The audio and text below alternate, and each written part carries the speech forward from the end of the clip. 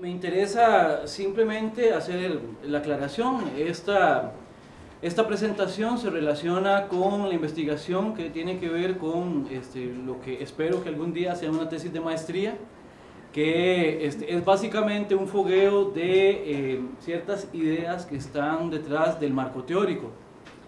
Entonces, ahí voy a ir articulando esto conforme vaya avanzando en la exposición. Al principio nada más voy a presentar de dónde es que estoy tomando cosas en cada autor, para aclarar eso simplemente. Además que espero que eso también sirva para los estudiantes de investigación que están también aquí rastreando ese tipo de metodología, y en la medida en que esto les sirva de algo, pues por eso está aquí. Básicamente, vamos a ver, yo originalmente lo que iba a hacer era el típico ejercicio de filosofía comparada. Iba a hacer una lectura thoriana de Kant, ¿ya? Sin embargo, de pronto tomé una decisión de no hacer eso, sino que después decidí no leer a Kant desde Thoreau, sino leer un problema desde ambos y ver cómo puede, o cómo funcionaría construir un marco teórico a partir de estas dos corrientes.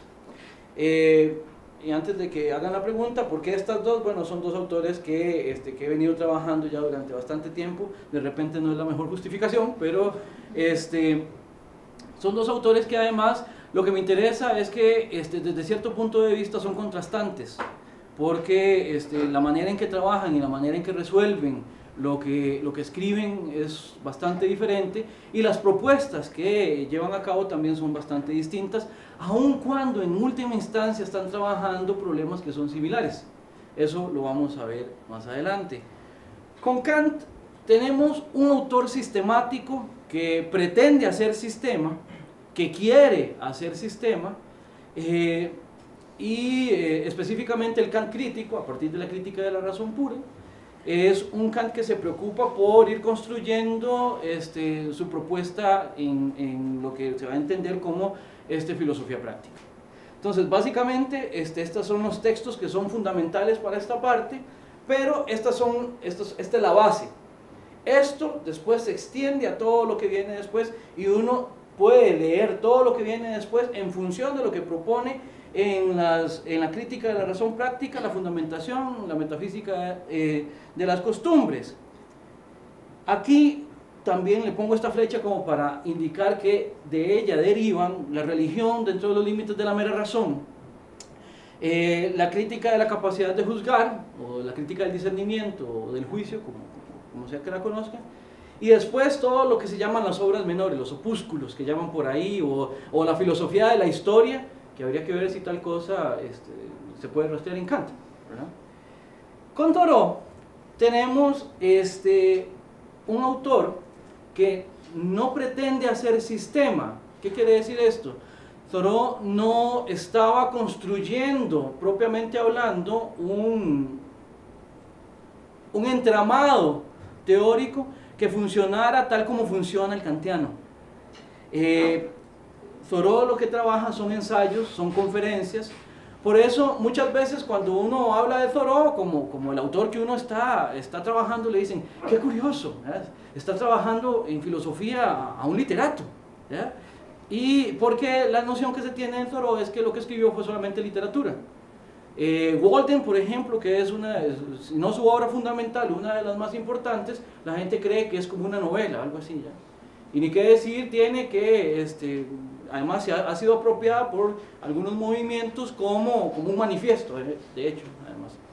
Entonces, el asunto es que con Thoreau más bien la labor de rastrear ahí, no un sistema, porque eso sería hacer una lectura que traicionara a Thoreau, pero la idea de hacer en Thoreau una lectura que pueda rastrear por lo menos algunos hilos conductores, algunas categorías de análisis que vayan a servir para el objeto de estudio que vamos a estudiar, ha sido parte de la labor de mi investigación. Básicamente, me refiero a estos tres que me parecen que son medulares. Walden es tal vez uno de los más conocidos, Desobediencia Civil es tal vez uno de los más citados, y sin lugar a dudas Una vida sin principios es el más importante, ¿ya? Aun cuando Una vida sin principios es tal vez, no es ni siquiera uno de los más grandes. Si uno lee, Thoreau llevó un diario donde hacía anotaciones, ¿ya? Y tal vez el texto que más trabajó durante los más o menos 20 años que trabajó su diario fue Una vida sin principios. Uno puede ver repartidas anotaciones de Una vida sin principios desde muy tempranamente, cuando empieza su diario, hasta casi al final de sus días. Entonces, estas tres son fundamentales. Sin embargo, y aquí hago una labor de lectura que es más o menos análoga, así como la religión y la crítica del juicio se derivan explicativamente de las otras obras, la esclavitud en Massachusetts, la apología del capitán John Brown, se derivan también, analíticamente hablando, de lo que trabaja en estos otros textos. Uno los puede ver en continuidad. Entonces, lo que me interesa es ver cómo en estos dos entornos se construye un par de propuestas éticas, ¿eh? La de Kant es mucho más conocida, últimamente aquí hay bastantes cursos sobre Kant, ¿ya? Hasta Sergio Rojas da cursos sobre Kant ahora. Entonces, Kant es un autor que es más conocido, Thoreau es un autor que en esta escuela se trabaja menos, entonces también la idea con esta conferencia es presentarlo un momento. ¿En qué sentido vamos a hablar de contraste en Thoreau y en Kant? Me interesa hablar de ciertas categorías generales, y esto en función siempre de la libertad. Sostengo que en ambas teorías éticas el problema fundamental es el de la libertad. Es el problema fundamental en un sentido bastante amplio. Es fundamental porque sostiene otros problemas, es el más importante de los problemas. Ahora, si vemos la propuesta de Kant, Kant construye una propuesta en la cual la categoría más importante es la del sujeto. En Kant el sujeto también es el fundamento a partir del cual se basa todo el sistema y todo esto. Me imagino que eso lo habrán escuchado.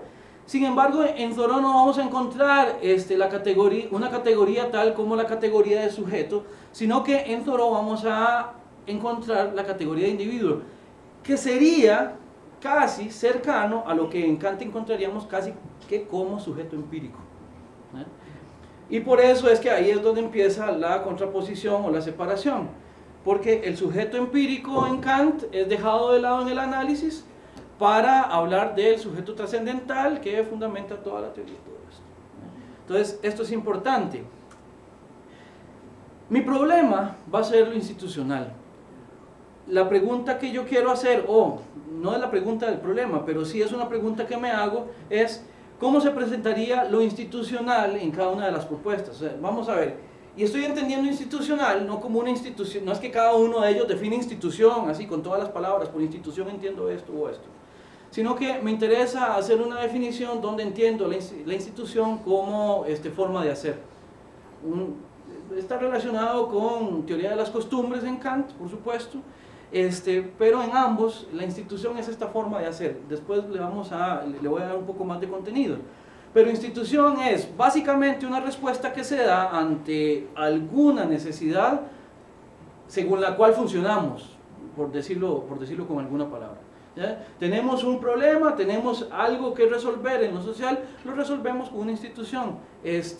Como ven, es una definición que intenta ser amplia, ¿ya? No me interesa referirme con ella a un término demasiado técnico. Además, para poder hablar de lo institucional, no solo en lo que sería demasiado definido, sino también en acciones cotidianas más banales, por así decirlo.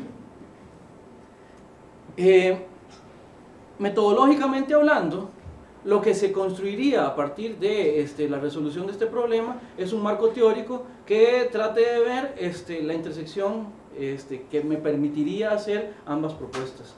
¿Hasta dónde puede Kant y Thoreau encontrarse? ¿Ya? Y entre ambas teorías sacar categorías de ingreso para el problema de lo institucional. Eso es básicamente lo que estoy haciendo. Por eso es que en última instancia el contraste termina siendo, el contraste que empieza siendo una contraposición básicamente, puede terminar siendo un complemento. Eso tendrá que ver con cómo se termina, en qué termina derivando conclusivamente la investigación. Kant. Obviamente, ambas teorías, yo lo que sostengo es que ambas propuestas éticas también responden a entornos que las hacen posibles, responden a entornos que sitúan en frente de los autores problemáticas por resolver, cosas por discutir, y eso puede ser tanto algo bueno como algo malo, digamos. Eso en cada autor funciona además de manera distinta. Kant está al frente de un siglo, o está más bien al cierre, está en siglo XVIII, un siglo donde la difusión del conocimiento científico condiciona la manera en que él hace su filosofía. Ahora, cuando estaba hablando de la propuesta de Kant, las obras éticas de Kant tienen como telón de fondo también la crítica de la razón pura necesariamente, ¿ya? En Kant el sistema empieza a presentarse desde lo epistemológico y después deriva hacia lo ético, ¿ya? Pero no quiere decir que sean separables en un sentido, y es que después lo ético va necesariamente a suponer el lenguaje que ya Kant desarrolló en lo teórico. Por eso decía que Kant es un autor que busca sistema. Kant es un autor que está al final de un periodo con una Europa que es eurocentrista, es autocentrista, ¿verdad? Si es que alguna vez lo ha dejado de ser, ¿verdad? Europa está pensándose a sí misma, por eso no es casualidad que ciertas categorías de ciertas obras kantianas se terminan refiriendo mucho al contexto que es estrictamente europeo. Mis alumnos de filosofía de la religión podrán decir que esto lo estamos discutiendo a cada rato en el curso sobre Kant y filosofía de la religión, viendo cómo Kant utiliza categorías que terminan siendo el cristianismo europeo del siglo en el que vivió Kant, ¿ya? Esa Europa luterana en la cual Kant se cría y todo esto, ¿ya? La modernidad también, desde el punto de vista político, es la edad de las revoluciones. Hay varias revoluciones importantes, desde la inglesa hasta la estadounidense y la francesa, para mencionar tres acontecimientos que son importantes, y esto también condiciona la manera en que estos filósofos piensan su teoría, ¿ya? A Kant también uno lo ve a veces de repente sacando alguna cuñita por ahí, que tiene que ver con el entorno de Revolución Francesa, de Revolución en general, de republicanismo y todo eso, ¿ya? Esto de alguna manera contamina toda su postura. También están todas las reflexiones acerca desde lo epistémico hasta lo ético, el arte, lo teológico y todo esto, ¿no? Vean, por ejemplo, la modernidad en la que están haciendo filosofía estos autores es una modernidad que se mete en todo intersticio en la vida europea, ¿ya? Vean, por ejemplo, obras como música como la de Bach. Es una música que también refleja un aire, una atmósfera de época. La música de Mozart, por ejemplo, la flauta mágica, por decir un ejemplo, es una obra donde, si uno la revisa, uno ahí lo que ve es un montón de temas que son ilustrados, son temas que se discutían en la modernidad, convertidos en obras de arte, convertidos en este caso en ópera. A Kant le toca cerrar el siglo XVIII. En ese sentido, Kant es una figura que además nos permite entender la época en su madurez, digamos. Ya la modernidad ilustrada es una modernidad que ha pasado por todo un cúmulo de 3 siglos de discusiones, ¿verdad? No es casual que ya nosotros, por ejemplo, ya después de Kant empezamos a pensar en filosofía más bien contemporánea. Ya todo lo que tiene que ver con el surgimiento del romanticismo y todas estas nuevas propuestas que surgen en Europa. Con respecto a Thoreau, el entorno thoreano es no tan lejano de Kant. Thoreau nace 13 años después de que Kant muere, ¿no? Y la filosofía kantiana de alguna manera empieza a ser importante en Estados Unidos gracias al movimiento que se llamó trascendentalismo norteamericano, que se denominó trascendentalismo norteamericano. Este movimiento está ubicado en Boston, a donde nace Thoreau, en toda la región que se denomina Nueva Inglaterra. Era un lugar de mucha ebullición intelectual. Ahí estaba la Universidad de Harvard, ¿ya?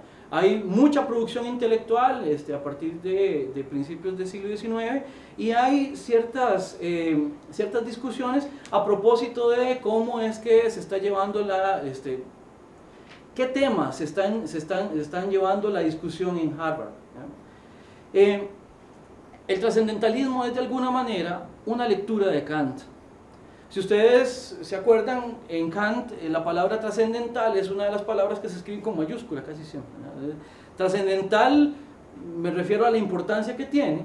Trascendental es importante para Kant en tanto que define la manera en que el sujeto, ya sea que conoce o ya sea que se constituye como fundamento del actuar moral, ¿ya? En tanto que al sujeto se lo considera condición de posibilidad para aquello que surge de él. El trascendentalismo es una recepción de Kant que se da ahí en Nueva Inglaterra, que ha sido también de alguna manera filtrada por el romanticismo europeo, al cual están expuestos algunas figuras que vamos a ver más adelante, como Emerson y todos estos. ¿Qué discusiones además desde el punto de vista político son importantes en la época de Thoreau? A Thoreau le tocó vivir la época del abolicionismo, la época en que Estados Unidos hizo guerra contra México, ¿ya? Todas estas discusiones de alguna manera también son las que están a la base de la propuesta filosófica de Thoreau. Desde el punto de vista teológico también está la discusión sobre el unitarianismo, lo cual también se vincula con la forma en que se está enseñando teología en la Universidad de Harvard en el momento. ¿Cuáles figuras son importantes en el trascendentalismo? Aquí puse unas cuantas que son fáciles de reconocer. Ahí está Emerson, voy de arriba para abajo y de izquierda a derecha. Ahí está Emerson. La segunda es Margaret Fuller, que pasa por ser una de las intelectuales más importantes de la época. Cuando Margaret Fuller muere, el mismo Emerson, hay manifestaciones públicas de Emerson que dice que tal vez la biblioteca más importante de Nueva Inglaterra se encuentra en la casa de Margaret Fuller. Margaret Fuller fue una mujer que sí tuvo ciertos problemas, se dedicó a trabajar derechos de la mujer, fue periodista, fue revisora literaria para diarios, lo cual era bastante extraño en la época. Fue una intelectual con todo derecho. Aquí en esta parte está Emily Dickinson, la poeta. Aquí tenemos a Ellery Channing, teólogo. Aquí tenemos a Bronson Alcott. Bronson Alcott tiene una característica que es peculiar, y es que Bronson Alcott tuvo varios intentos fallidos de llevar a cabo una comuna en la cual la gente pudiera ir a vivir de lo que ellos mismos produjeran. Esto es interesante porque en algún momento Thoreau hizo ese experimento y vivió solo en una cabaña durante 2 años y 2 meses. Sin embargo, la comuna de Bronson Alcott siempre fue un fracaso rotundo, ¿ya? De hecho, Bronson Alcott es padre de Louise Mary Alcott, la autora, la escritora que escribió Mujercitas y todo esto. Si no hubiera sido por el éxito financiero de su hija, hubiera muerto, digamos, en la lipidia. ¿Ya? Y por supuesto Walt Whitman, ¿ya? Walt Whitman, que bueno, lo situé así más o menos. Acá tenemos 2 poetas, acá tenemos él era pedagogo, ¿ya? Ella era esta intelectual que les mencionaba. Estos 2 eran ministros, unitarios ambos, ¿ya? Eran teólogos. Figuras como estas, podríamos mencionar a otros como Nathaniel Hawthorne, el autor de Las Brujas de Salem y La Letra Escarlata. O sea, hay hay una comunidad intelectual en el entorno de Boston en ese entonces que es impresionante, y de eso se nutrió Thoreau de alguna manera. Thoreau de hecho es Margaret Fuller quien lo recomienda para empezar a publicar en la revista donde ellos publicaban los documentos del trascendentalismo. Ahora sí, vamos a la propuesta de cada uno. Básicamente, en Kant, como les decía anteriormente, tenemos una ética del sujeto. ¿El sujeto qué es? Es el sujeto del conocimiento, de lo moral, es el fundamento, ¿ya? Es aquello en lo cual, yo siempre lo digo, es un pin sobre el cual pivota toda la propuesta filosófica de Kant, ¿ya? Si quieren encontrar así la noción de sujeto que tiene Kant, tendrían que irse a la crítica de la razón pura, específicamente a la parte de la deducción trascendental en B, cuando él ya llega a la parte de la percepción trascendental, ¿ya? Y a partir de ahí ustedes pueden ir ampliando esa noción de sujeto hacia el resto de la doctrina kantiana, ¿ya? Es ese sujeto del cual Kant se preocupa. El sujeto como fundamento, ya también hemos escuchado mucho esto del giro copernicano. Como fundamento es el principio explicativo, aquello en lo que nos vamos a fijar, en tanto que es condición de posibilidad. Es las condiciones de posibilidad, o sea, lo que hace posible que haya conocimiento, que haya moralidad, que haya libertad, es el sujeto, tal como lo está entendiendo Kant. Ahorita vamos a ver qué implicaciones tiene esto. Vean que en este sentido, en Kant hay incluso metodológicamente hablando, hay una separación entre lo que el sujeto es, en tanto que las condiciones de posibilidad, en tanto que condición de posibilidad de todo lo que él produce, del conocimiento, de lo moral, incluso en separación de los contenidos que produce como condición de posibilidad. Muchas veces uno pasa revista por las obras de Kant y le parece que, por ejemplo, en la parte ética, Kant se está preocupando más por las condiciones de lo moral que por lo que, propiamente hablando, llena de contenido el sujeto cuando actúa, qué es lo que hace con esas condiciones. Por eso esa distinción que siempre se hace entre sujeto trascendental, de posibilidad, y sujeto empírico, como el sujeto que vive, como el sujeto que de verdad tiene una cotidianidad que anda por ahí, que uno se puede topar, por decirlo de alguna manera. El sujeto, para Kant, es un constructo abstracto, y esta es también parte de la propuesta metodológica. En esta abstracción, Kant lo que busca es hacer una igualación de todo aquello que vaya a reconocer como sujeto. Todo ser racional, dicho sea de paso, todo ser humano. El sujeto lo que busca es ser una universalización que sirva para cualquiera, indistintamente de quién sea, indistintamente de cuáles sean sus condiciones. De hecho, ya lo hemos dicho en 2 ocasiones. A Kant le parece ser que lo que le interesa es aislar al sujeto, para entenderlo, de esas condiciones materiales de existencia. El sujeto iguala, el sujeto como construcción iguala. En ese sentido, la ética del sujeto es la ética de estos seres que se consideran iguales, en tanto que lo que consideramos en ellos son esas condiciones que son iguales en todos. ¿Qué quiere decir esto? El sujeto como concepto es un intermediario entre los sujetos. ¿Qué quiere decir esto? También, cuando uno lidia con sujetos, uno no lidia directamente con la otra persona con la que está interactuando. Uno lidia con esta idea de sujeto que me permite verlo igual a mí, por ejemplo, ¿ya? Esto es lo que está buscando Kant, esa intermediación que sirva lo mismo para hablar de David Sánchez que para hablar de Kant o para hablar de Thoreau, ¿ya? Por eso es que es abstracto, ¿ya? ¿Por qué? Porque para poder hacer esa igualación solo se puede hacer obviando nuestras obvias diferencias. Por eso es que esta ética funciona a partir de ese constructo, que es completamente abstracto. Ahora, a Kant le interesa hablar con esta intermediación de la libertad del sujeto. ¿Cómo es que puede entenderse un sujeto libre, un sujeto que pueda darse a sí mismo sus leyes de conducta? ¿Cómo es que además este sujeto, que precisamente porque lo pienso de esa manera abstracta, aislada de sus condiciones materiales, en sus condiciones empíricas, también lo pienso aislado de todos estos condicionantes que pudieran meterse entre, digamos, entre su voluntad para condicionar así sus decisiones? Kant necesita de esa abstracción para poder garantizar que los sujetos van a actuar de manera consistente, por decirlo de alguna manera.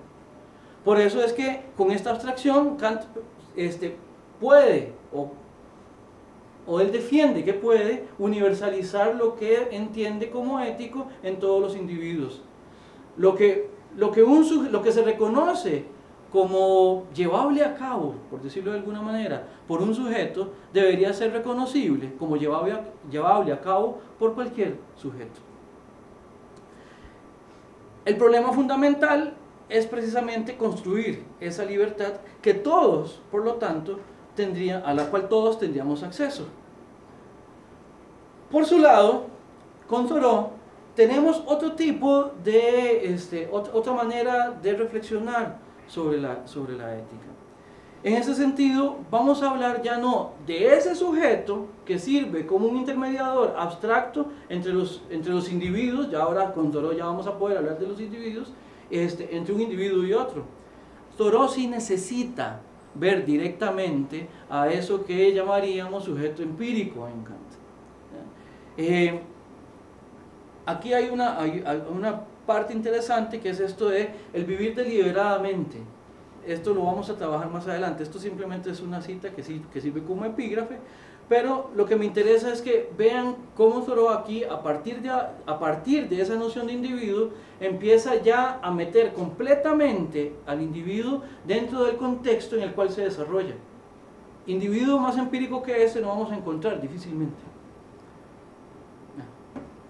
La referencia. En este sentido, la propuesta de Thoreau ya no es la de un sujeto completamente abstracto, sino la de un sujeto que vive conscientemente. En algún pasaje Thoreau habla de la necesidad de sacarle el jugo a la vida. De hecho, él lo que habla es de succionarle la médula a la vida. Como cuando alguien se come un hueso, cuando está comiendo pollo, que lo quiebra y lo chupa. Thoreau lo que dice es que no hay que dejarle nada al hueso, siendo el hueso la vida, por supuesto. De hecho, esta frase es muy importante para él. ¿Por qué? Porque esto lo que refleja es un individuo que sabe exactamente cómo sacar hasta el último gramo de provecho de lo que hace. Siempre está pensándose y construyéndose de esa manera en lo que hace. Por eso la idea es la de sacar hasta la última gota de provecho de lo que se hace. En este sentido, es un sujeto que es consciente de sus limitaciones, consciente de sí, y a partir de eso se construye. Como les decía, esta individualidad es la individualidad concreta, empírica, la que se da en lo cotidiano, la que uno reconoce en cada una de las personas con las que anda, por así decirlo. ¿Ya? Además, en esta propuesta de Thoreau, la libertad también es lo más importante, como lo era en Kant. Esta libertad está relacionada necesariamente con saber vivir. Y saber vivir es saber construirse. Saber vivir es precisamente el sacarle el gusto a la vida. Por eso él decía vivir deliberadamente, vivir con intención. ¿Ya? No vivir inercialmente, sino que lo que uno hace que tenga algún sentido y algún sentido en tanto que aprovechamiento para uno mismo. Hay un esquema que yo siempre hago, me va a permitir subir este momentito.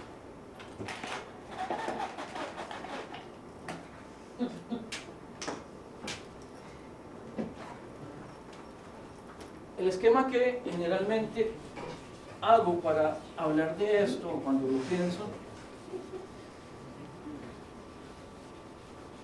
es que si no se tiene cuidado, digamos,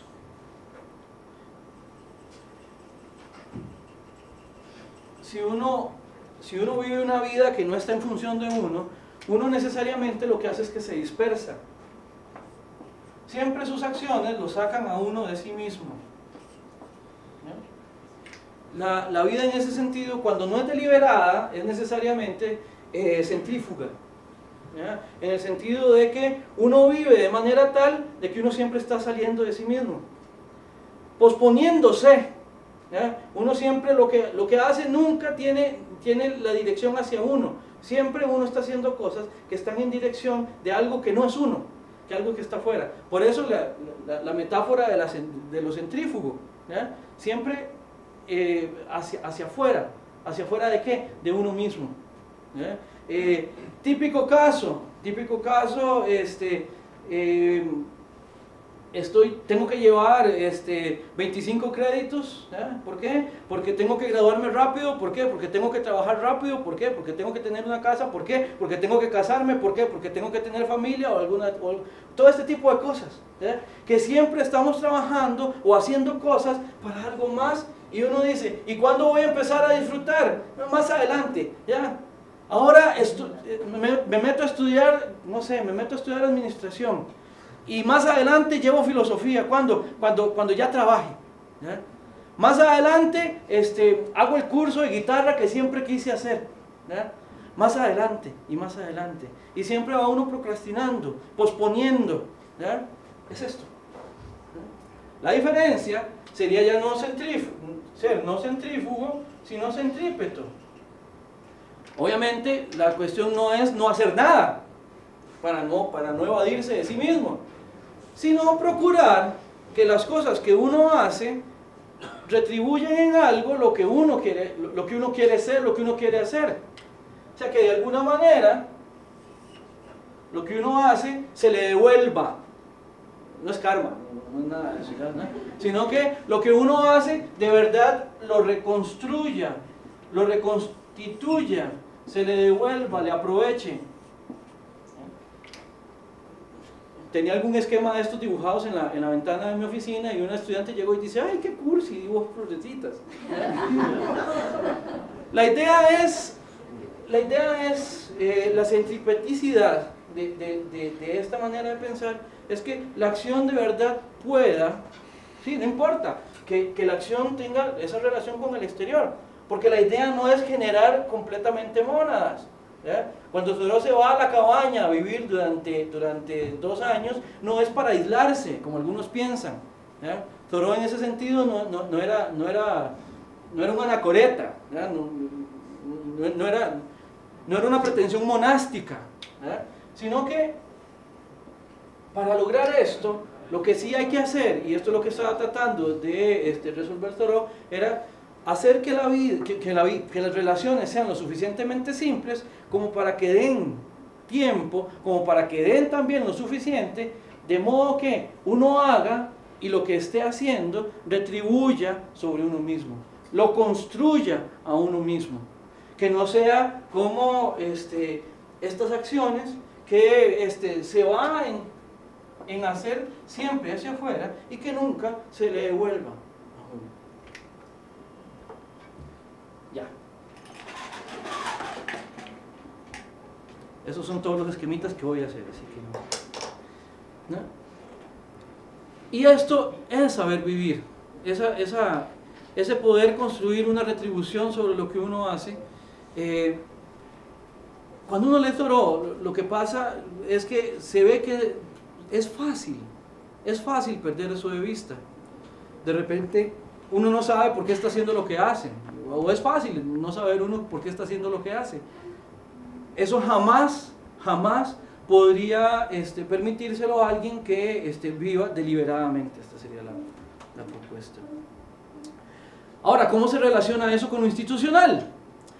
El inicio es individual, lo importante es individual, lo importante es que el sujeto se construya, y a partir de estos individuos se construye lo social.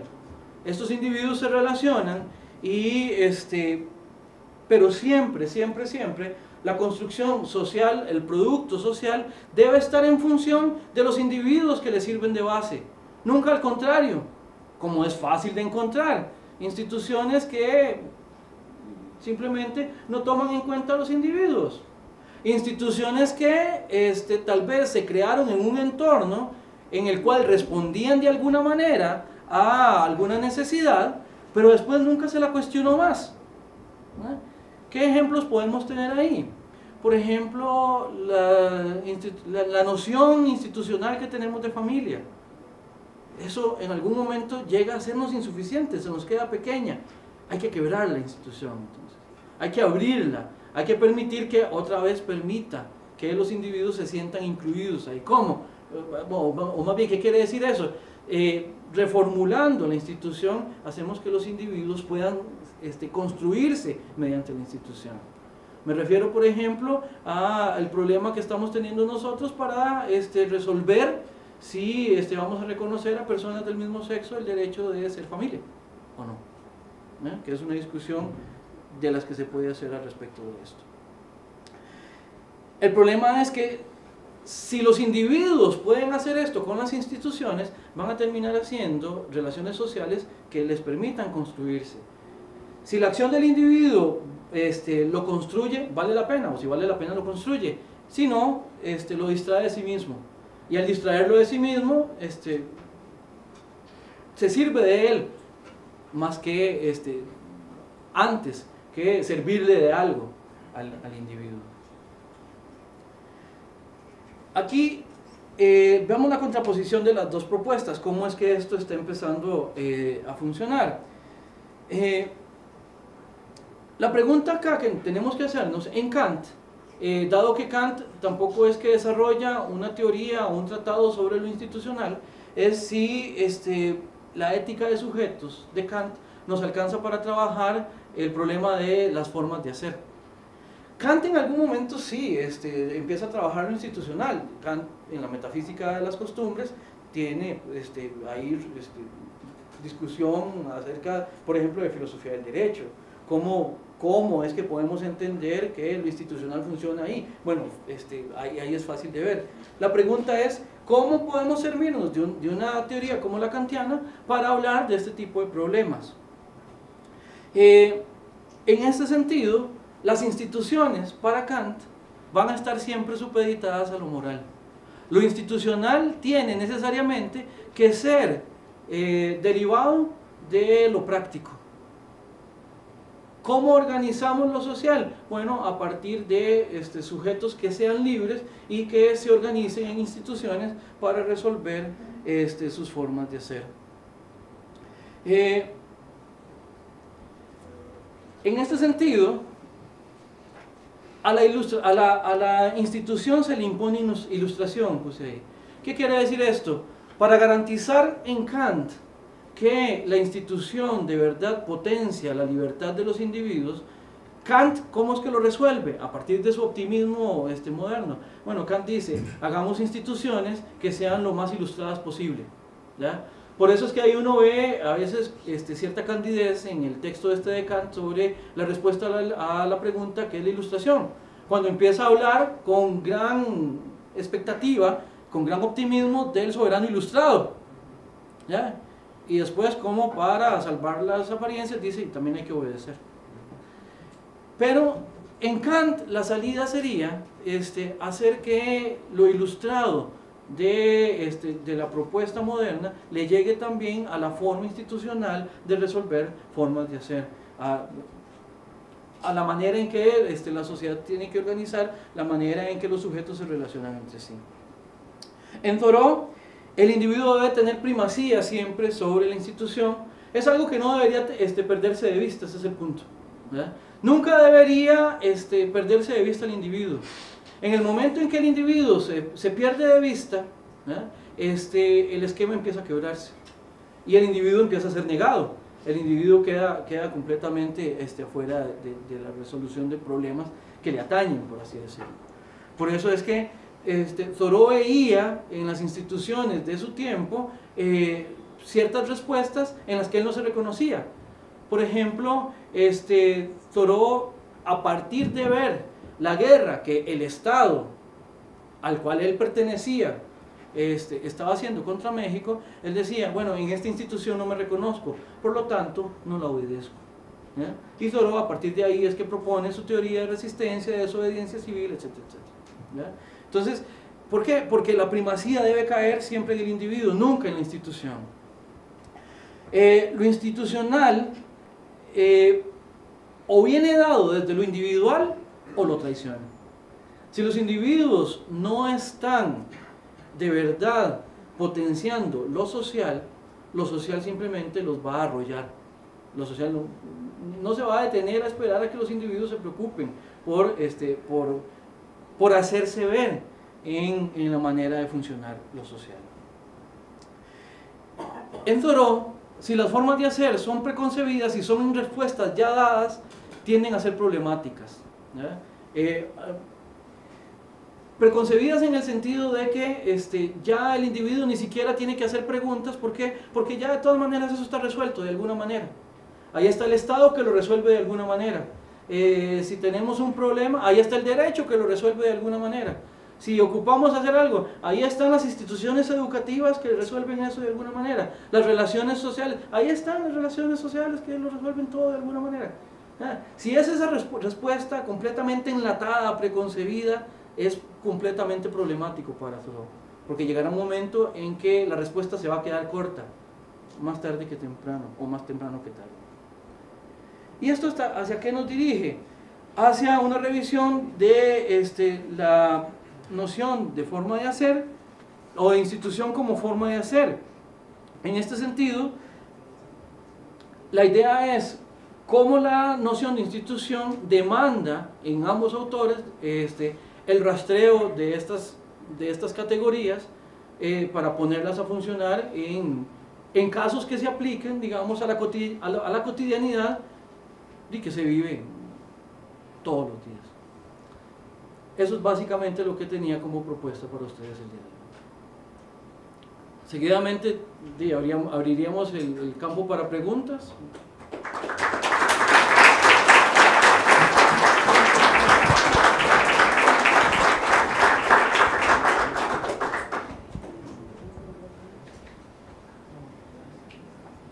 No sé si tienen preguntas, algún comentario.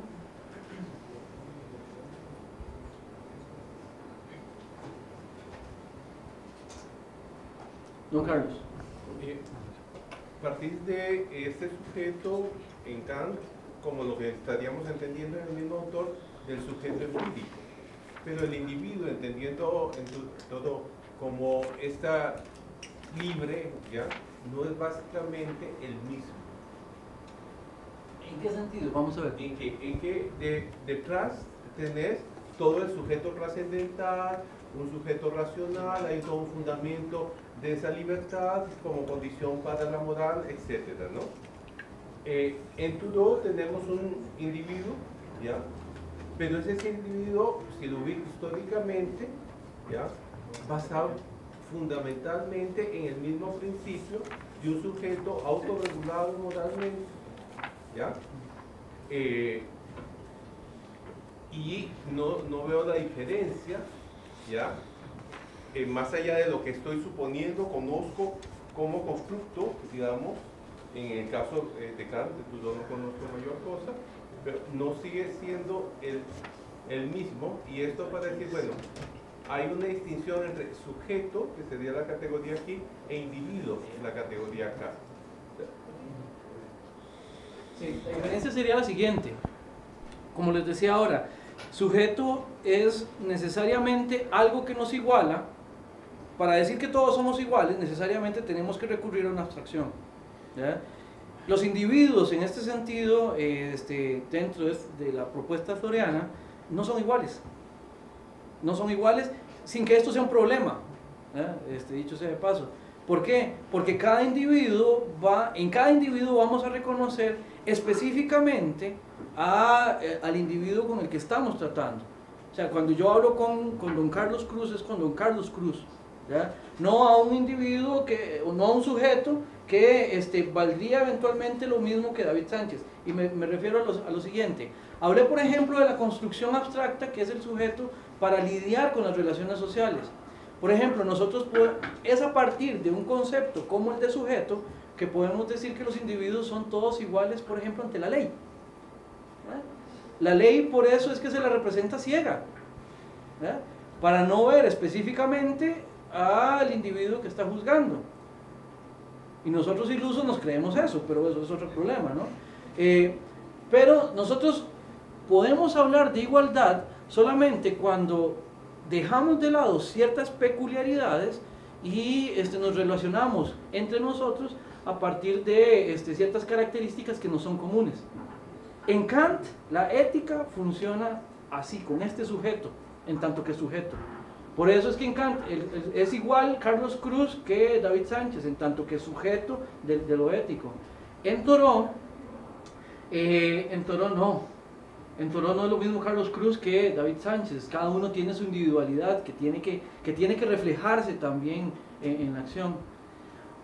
Y por supuesto aquí es donde viene también lo interesante de la contraposición. ¿Por qué? Porque, vamos a ver, ¿cuál es el problema con Kant? Si es que podemos verlo como un problema.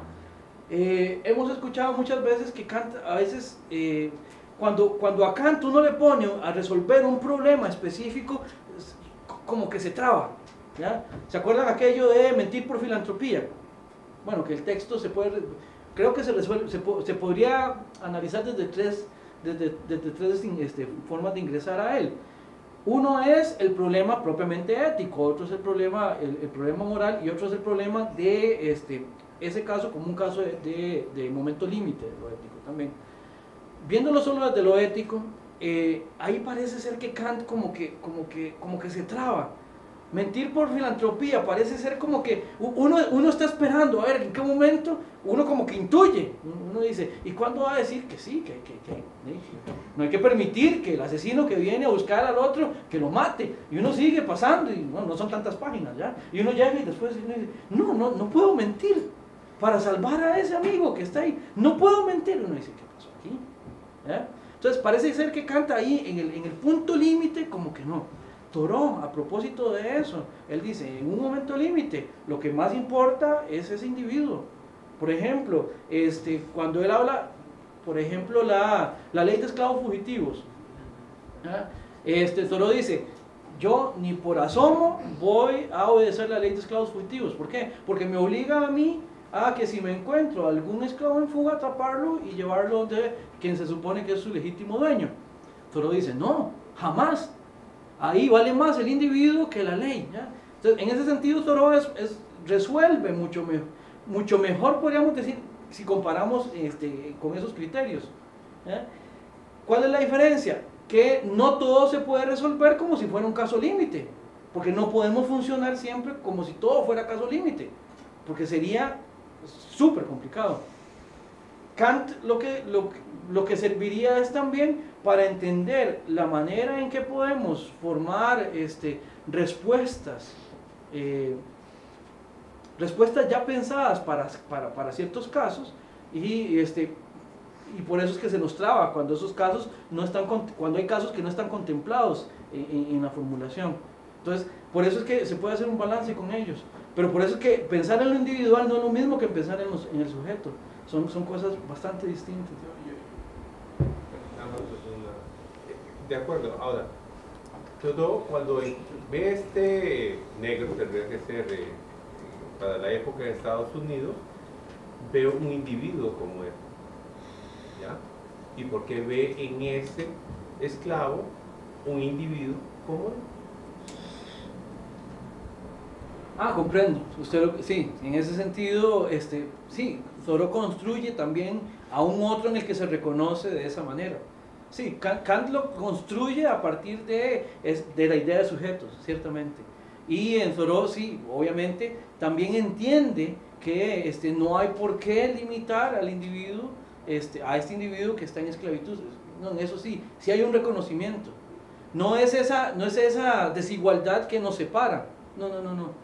Es simplemente ver que hay condiciones en las que están viviendo estos otros que también hace que su ser individuo, por supuesto, se resuelva y se entienda y funcione de manera distinta.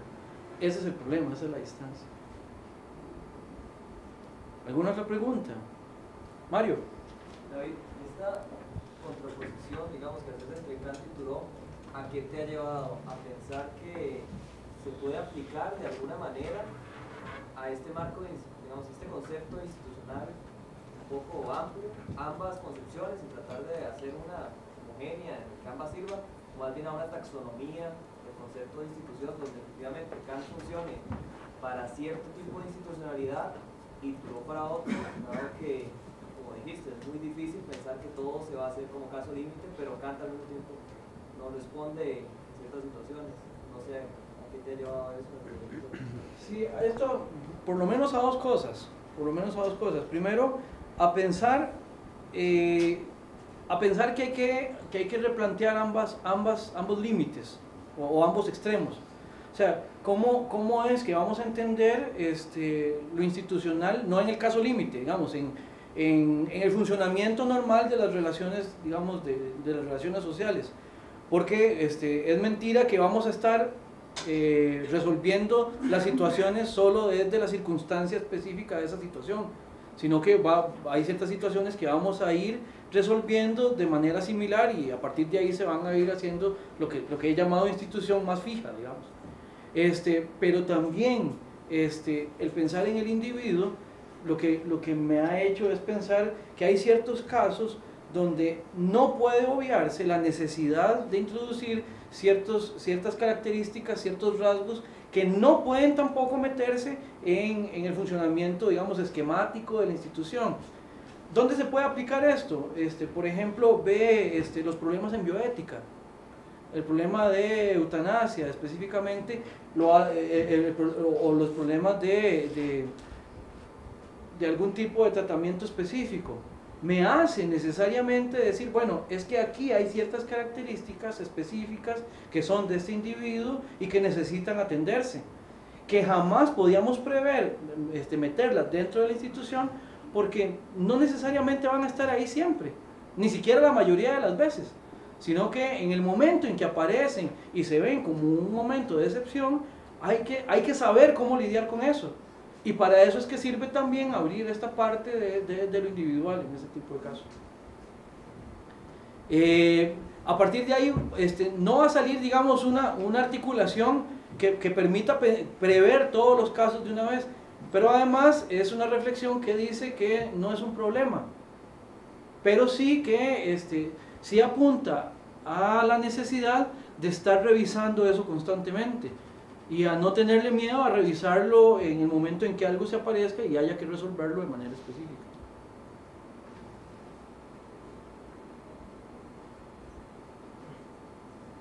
No me termina, David, de quedar claro cómo Thoreau justifica el hecho de que el individuo no sea una abstracción, porque dijiste que Thoreau lo que señala es que el individuo más bien tiene un carácter muy concreto, pero a mí me da la impresión que es una abstracción, ¿no? Pero ¿cómo lo justifica o cómo lo pensaría Thoreau, digamos? Eso no me termina a mí de quedar totalmente claro. Vamos a ver, Thoreau de lo que habla es de los individuos de la vida de la gente, digamos. Él lo que habla es de la gente, del individuo que está trabajando, digamos, de cómo se relaciona con su trabajo, de cómo ese individuo puede o no estar en ese trabajo siendo consciente de lo que está haciendo o siendo consciente de si eso es o no de provecho, de si está pensando y repensando el porqué de esa labor, el porqué de esa relación, el porqué no sé. Siempre los ejemplos tienen que ver con alguien que está en una circunstancia, digamos, específica. En ese sentido, pues, ya cuando uno habla del individuo en Thoreau, pues por supuesto que está necesariamente uno haciendo una abstracción que es explicativa. Pero si vos lo ves en los textos, siempre son los individuos actuando en una circunstancia específica. Tal vez es por eso. O sea, o más bien eso es lo que haría falta, lo que me hizo falta explicar. Digamos, son los sujetos en su trabajo, en su labor, en su vida, en su tiempo libre, en su enfrentar la enfermedad. A eso es a lo que se refiere. Y de ahí las diferencias que tienen y todo eso. Sí, habría que entender entonces qué comprende él por esas circunstancias, digamos, qué define, digamos, ese tipo de circunstancias en las que el individuo se sitúa, ¿no? y se desenvuelve. Sí. Bueno, circunstancias, lo estoy diciendo yo para explicarlo, digamos, sí, él siempre lo... Sí, exactamente. Sí, él, en ese sentido, él lo que hace es que relata cosas que pasan en su comunidad, por ejemplo. Habla de cómo reacciona la gente. Hay un ejemplo que es muy recursivo en Thoreau, o más bien que la gente tiende a citar mucho, es cuando él habla de que es mucho más fácil heredar propiedades, tener propiedades, que después deshacerse de ellas. Típico caso de la gente que tiene una propiedad y a partir de que tiene una propiedad, al principio uno eso lo ve como algo, qué bueno, ¿no? O sea, heredó una propiedad, digámoslo así, en el entorno rural, que también era un entorno rural en el que él vivía, qué sé yo, alguien adquiere una finca, ¿verdad? Y uno diría, bueno, qué bueno, ¿verdad? Tiene una finca. Y resulta que ahora esa persona no tiene más tiempo que el que le puede dedicar a la finca. Y solamente tiene que estar cuidando las vacas, porque si las vacas no se ordeñan, entonces va a haber problemas con las vacas. Entonces tiene que estar la persona ahora al servicio de aquello que en principio era algo que él poseía. Termina siendo poseído por sus posesiones, por así decirlo. Ese tipo de circunstancias son las que ve Thoreau. Habla de cosas tan cotidianas como la vestimenta, por ejemplo, de cómo la verdad es que uno puede determinar en función de lo que viste, cómo uno puede estar en función de lo que come, ¿ya? Cosas así de cotidianas, digamos, así de sencillas. No es así como circunstancias, de repente suena como una categoría demasiado grandilocuente. No. Estamos hablando desde lo más simple de la vida de todos los días. Y él estaría criticando más bien una circunstancia que pareciera se impone frente a este individuo, ¿no? Y lo determina entre comillas, y más bien él quiere más bien que sea por decirlo así, un movimiento inverso, ¿no? Que más bien sea ese individuo que tenga una conciencia, digamos, de esa circunstancia que vive, ¿no? Y se retroalimente. Eso es así, o sea, que las cosas vuelvan a estar en función de nosotros y no nosotros en función de las cosas. Sí, básicamente. Según los esquemillas que hizo ahora, digamos, se podría ver como dos imperativos categóricos en cada uno de los autores. En Kant tenemos la formulación de tratar a todos como fines siempre y nunca como medios. Y en Thoreau se podría ver, yo creo que, según el esquema por lo menos, un imperativo que sería más o menos tratarse a uno mismo como fin siempre y nunca como medio, ¿no? Ahora, a partir de eso, digamos, en la filosofía de Kant, cuando uno trata con el otro, uno nunca puede tratarlo utilitariamente, ¿no? Nunca se puede darle un uso al otro, siempre se tiene que tratar como fin y siempre se tiene que tratar por él mismo, digamos. Entonces se produce casi que un altruismo extremo, digamos, un altruismo a tal grado que hasta le ayuda al asesino a que mate al tipo que está buscando. En Thoreau, digamos, porque no lo conozco, sí me gustaría saber si no se llega también a un extremo en el que ya más bien no podría hacer actos altruistas, en el sentido de cuando yo hago algo totalmente por otro y no tiene nada que, digamos, que se me devuelva a mí, como en el sentido que es como siempre muy retomada la literatura de sacrificarme por todos. Sí. Incluso Jesús, digamos, sacrifica por todos. Hay muchos ejemplos en la literatura al respecto. Entonces, en ese sentido, y como usted lo decía en la presentación, ese tipo de actos no tendría sentido, no valdrían la pena, digamos, en Thoreau, o habría una forma de encontrar como un centro para que tengan justificación. Sí, buena pregunta. Vamos a ver. En Thoreau, bueno, el imperativo categórico en Kant, ahí está. Ese es como fácil de ver, digamos. En Thoreau, vamos a ver. El asunto es que también hay que poner todo eso, cualquier tipo de valoración, cualquier tipo de valor, incluso los morales, tienen siempre que estarse cuestionando. Por ejemplo, el problema de si algo como una institución como la esclavitud es justa tiene que ver también con un reconocer a un individuo que está siendo maltratado, por decirlo de alguna manera, por un esquema de funcionamiento social en este caso. Ahora, en ese sentido, el esquema de Thoreau no es, aun cuando la acción tiene que devolverse siempre hacia uno, el esquema no es, digámoslo así, egocéntrico, ¿ya? En el sentido de que Thoreau también dice de que uno, por ejemplo, pone el ejemplo de que si en un naufragio es un ejemplo para probar un punto. En un naufragio, si salvar la vida de uno dependería de quitarle el pedazo de madera al pobre que se está agarrando de ahí para no ahogarse, eso lo consideraría un acto injusto. O sea, obviamente ahí estaría uno poniéndose en el centro, pero además estaría cometiendo un acto que es injusto. Ese sería, digamos, un punto digamos, donde él hace llegar el ejemplo también a un extremo, ¿verdad? Muy probablemente, si uno ya está en una situación de esas, habrá quienes se ahogan, ¿ya? Para no ahogar al otro, y habrá quienes se salvan ahogando al otro, ¿ya? Pero solo dice, bueno, quien le quita su tabla de salvación a alguien que está sobreviviendo con ella de un naufragio, está cometiendo un acto de injusticia. Entonces, no es que todo tiende solo hacia uno, o sea, porque también hay otros a los que uno no debería pasarles por encima. Hay otros a los que uno no debería ahogar, ese es el punto, ¿ya? Ese es el punto. El caso del naufragio es un ejemplo que es extremo, ¿ya? Pero realmente lo que está tratando de decir es que realmente en la vida social, cuando nosotros cometemos esos actos de injusticia, estamos en la cotidianidad realmente quitándole la tabla de salvación a los otros y los estamos ahogando. ¿Cómo? Con la institucionalidad. Entonces, ese imperativo del que vos decís, ¿ya? De buscar siempre la autoconstrucción, no puede, en Thoreau al menos, o no debería tampoco pasarle por encima a los demás.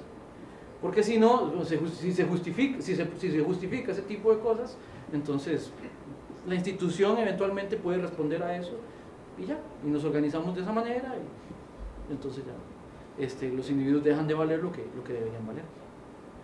Sí. Entonces, ¿en qué medida o cuál sería un criterio discriminante? Con esto que acabas de decir, ¿cuál sería un criterio discriminante para determinar que un acto sea autorretributivo entonces? ¿Autorretributivo? Sí, que le implique una retribución a uno por cualquier acto.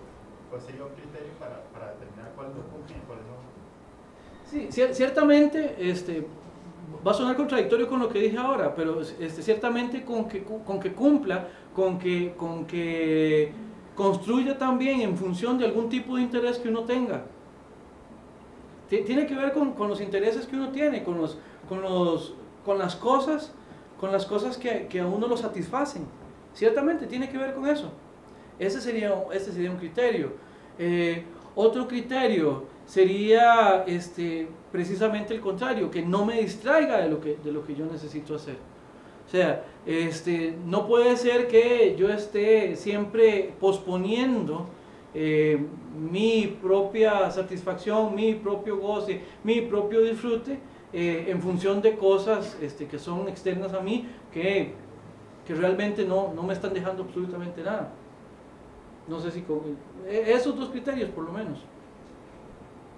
Pablo, perdón. Muy bien, tal vez si alguien más o... No, sí. Ok, entonces... Pero en el caso de algo completamente nuevo, una experiencia completamente nueva, y yo no sé si me satisface una vez que la cumpla, si tiene la experiencia de hacerlo, realizarla. Habría que conocerla, habrá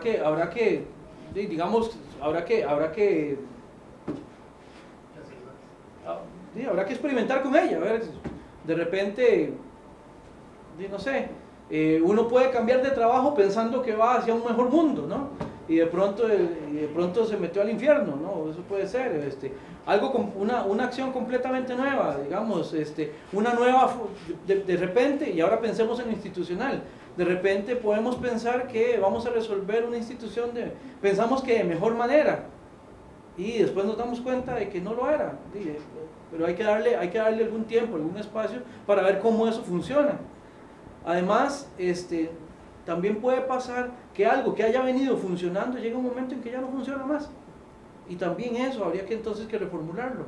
Por eso es que siempre hay que estar atento al individuo, a cómo es que el individuo vive y cómo es que las cosas que hace se relacionan con él. Lo nuevo estaría dentro del esquema en ese sentido. De repente uno no lo puede prever, entonces tiene que experimentarlo, tiene que hacerlo, tiene que... El ejemplo de la tabla y del naufragio, sí, ahí no, nunca ha estado en esa situación, y si lo estuviera quizás le quite la tabla, ¿no? Sí, es probable. Como que siempre